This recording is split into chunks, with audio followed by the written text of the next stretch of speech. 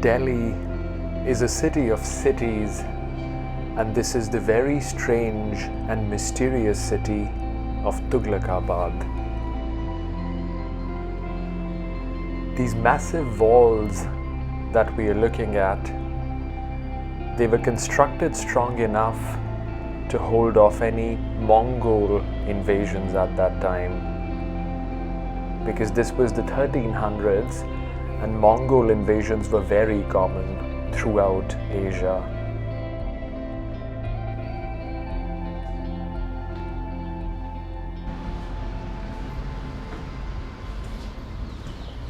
Did you notice something there?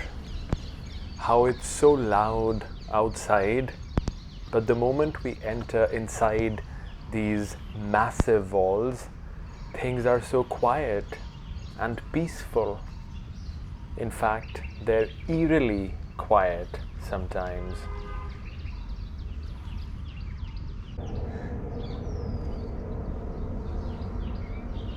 And there is something about these walls and these crumbling ruins of Tughlaqabad that make it kind of scary. And it's true even during the day. There's this silence here which is a little disturbing.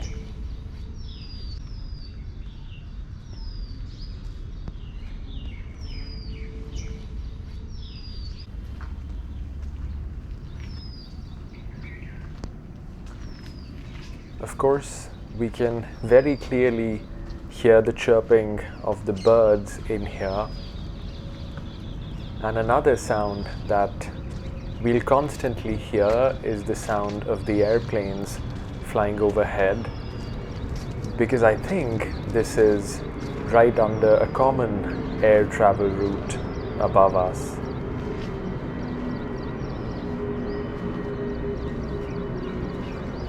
The Tughlaqabad Fort, it's actually the third walled city of Delhi. And if we talk about just the cities of Delhi, this would be the fourth city of Delhi. It's almost strange to say that and strange to interpret that, but that's just how the history of Delhi has been, starting from Lal Kot, which was built in the 700s, moving on to Mehrauli or Qutub in the 1100s, and Siri in the early 1300s.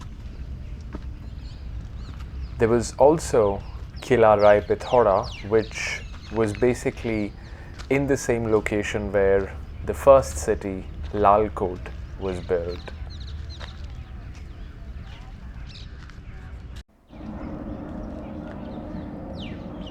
As I was mentioning earlier, there's something very intriguing and moving, almost spooky about the experience of this fort.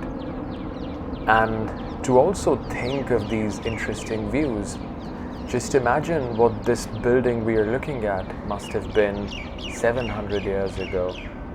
It looks strangely circular.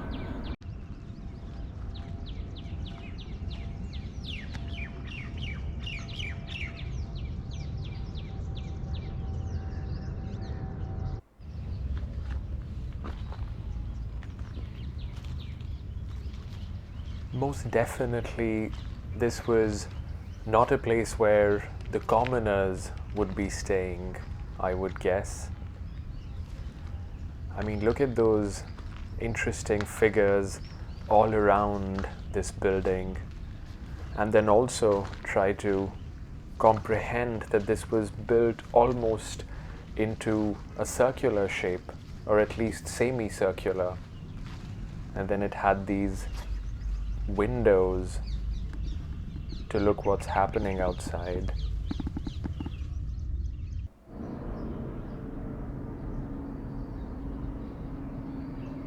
Maybe the Tughlaq royalty stayed inside this building, or at least they used it in some way.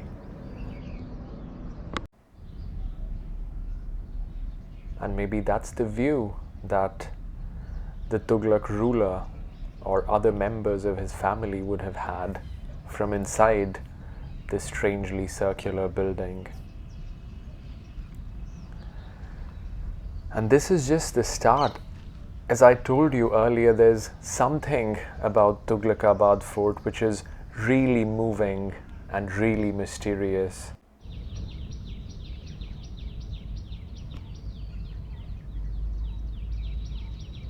I don't know where else in Delhi you would find this strangely peaceful silence.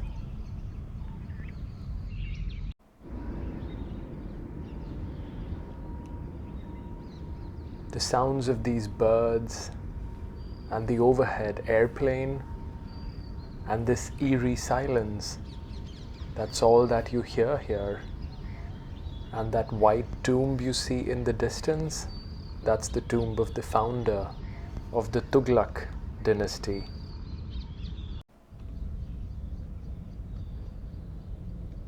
The flowers of Tughlaqabad, and they haven't really bloomed, as you see, which is also kind of true of Tughlaqabad in general.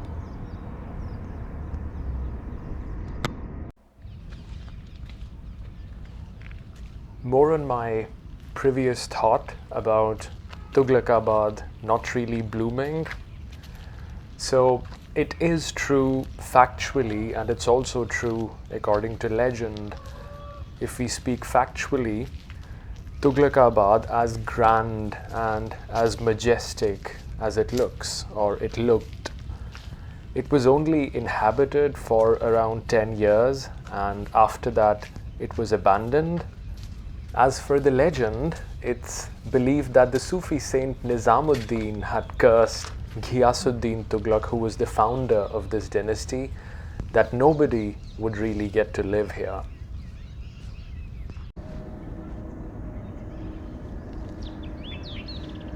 I mean, you can look and feel for yourself how the 700-year-old place of the Tughlaqs, it feels so eerie and it feels so strange.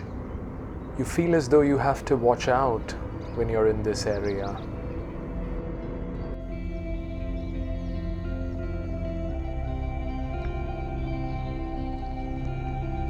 The land of the Tughlaqs is like nothing else in Delhi. I mean, really, even in these ruins, you see this strange beauty.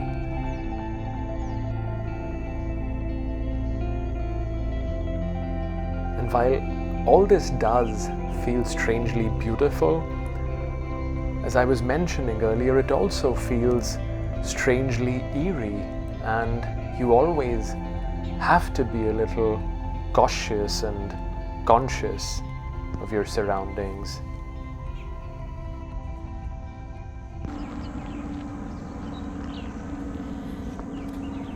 I'm sure you would have noticed this building in the previous couple of shots, and it was really standing out, so we had to come closer.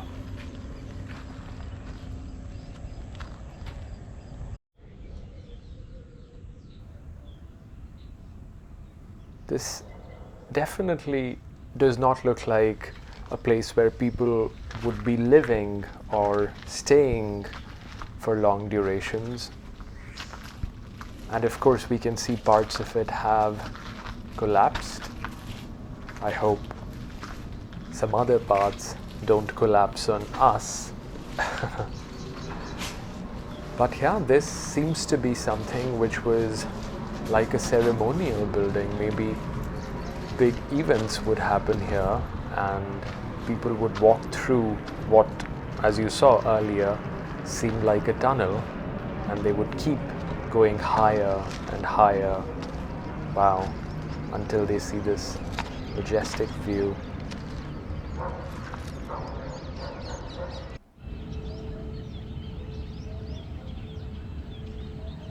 You can see the walls and the fortifications right there.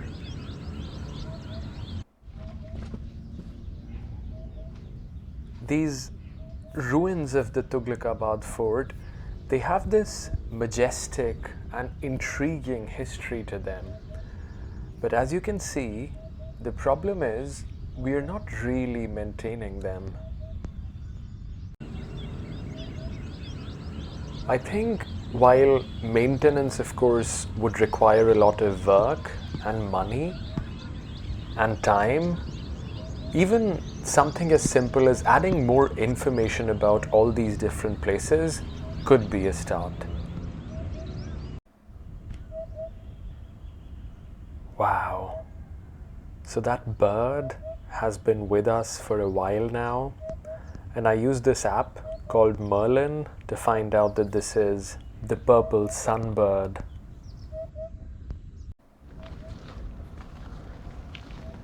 The purple sunbird is still giving us company as we walk on this path within the Tughlaqabad Fort. And while we walk this path, let's also try to walk back in history from the Tughlaq period. So many airplanes flying above these ruins of Tughlaqabad. So just before the Tughlaqs arrived in Delhi, Delhi was ruled by Alauddin Khilji, excuse me, and Alauddin Khilji also fought off the Mongols, who were a major concern in the mind of Ghiyas-ud-din Tughlaq as he was building Tughlaqabad.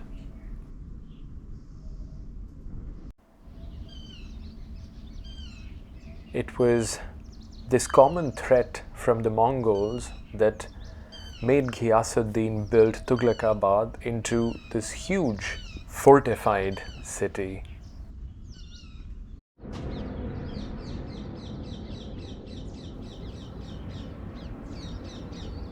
I must confess, these airplane sounds, they're really adding to this Tughlaq experience this morning.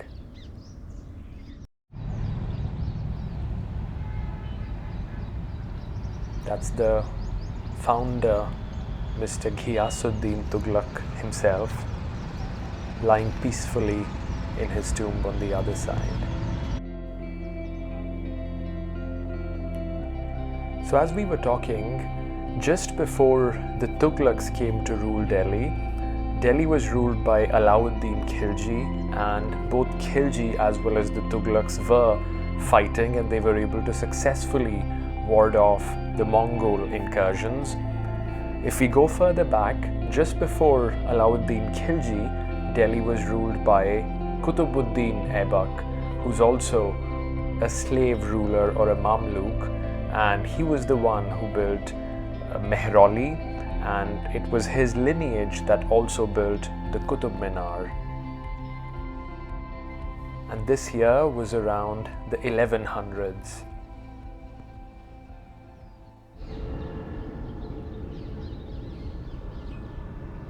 We've walked down from our previous higher point of Tughlaqabad. As you can see, we are at the ground level now, looking at what seems possibly the more residential part of the fort.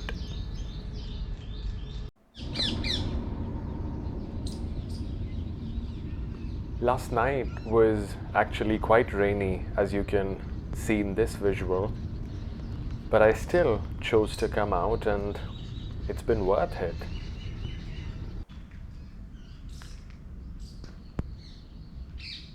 So we are continuing to walk within some of these more residential parts of Tughlaqabad, and when I say residential, that's of course my own interpretation, my own best guess, because at least I could not consciously notice a lot of written information or description of these structures. But of course, if you try to visualize these and compare these with the grander structures that we saw, these of course look like smaller ones, residential areas. And maybe this could be where people, I don't know, took a bath or something like that. Possibly.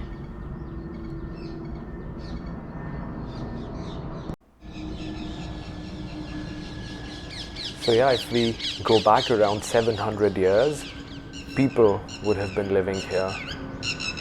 Wow, and I don't know why the birds have gone crazy. Have they seen a wild animal? A leopard maybe? I hope not.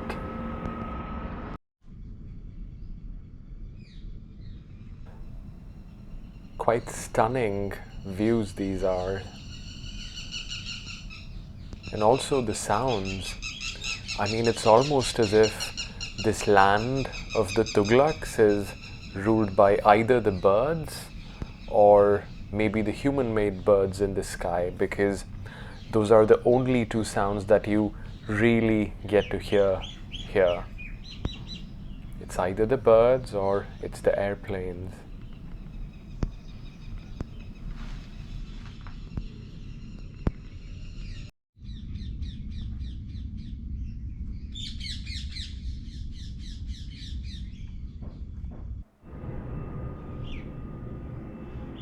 Maybe all of these were like adjacent houses within a colony.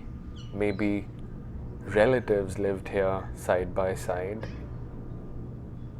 Or maybe the more influential people, part of the Tughlaq court, lived here. So I think as we walk and explore this area, I'm almost walking back on my previous interpretation. I think while these places do look residential, it looks like they were residences of people who were more influential, because the common people would have actually lived in another area.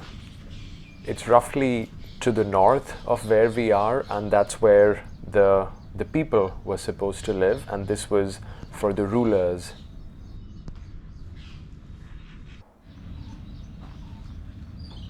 Now, to imagine what this structure would have stood for, it's quite an imagination, I would say.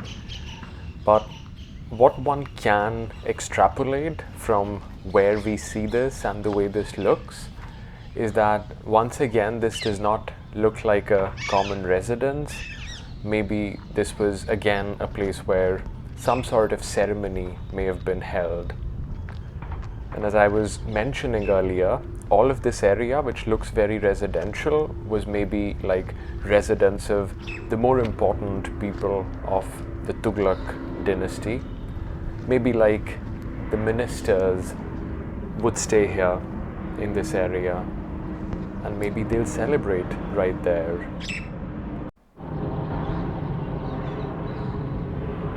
So, from the more residential part of Tughlaqabad that we were exploring just now, we are now looking at something which, as you can see, is much, much higher and grander, and that's where we'll go now.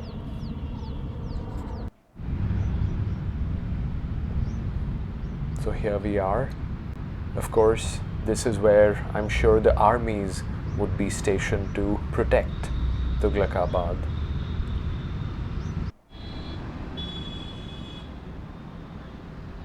And through those holes they would fire their projectiles.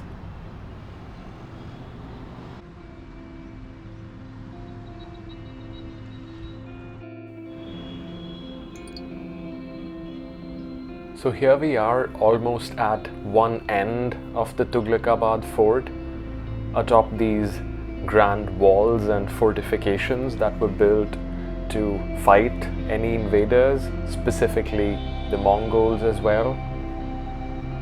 Of course, when these walls were originally built, these trees were not here. The road was not here. There was no traffic around.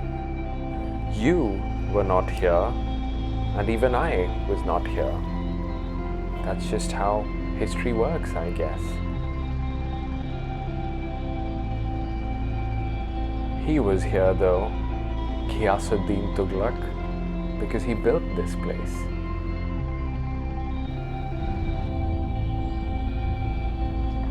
This is the front edge of the Tughlaqabad Fort, just next to the main road that we were looking at. And that main road is also where we'll soon exit now, because this is all that we had for this morning, given that we have limited time and you have limited time. There's more to Tughlaqabad Fort, but in this video, this is all that we'll get to see.